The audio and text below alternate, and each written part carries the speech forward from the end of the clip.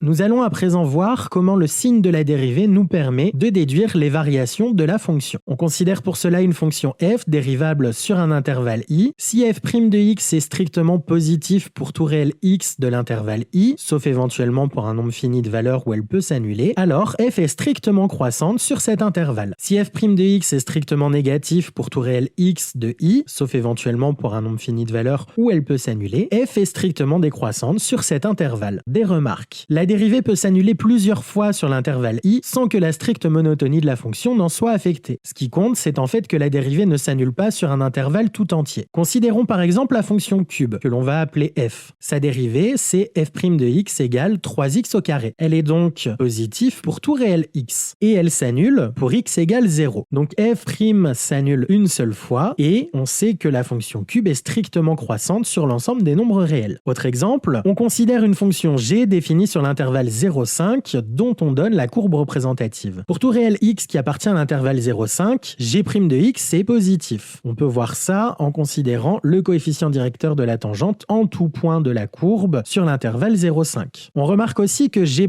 s'annule sur l'intervalle 2,3. Donc la fonction g va être constante sur l'intervalle 2,3. Ainsi, la fonction g elle est croissante sur l'intervalle 0,5 mais pas strictement croissante sur cet intervalle puisqu'elle est constante sur l'intervalle 2,3.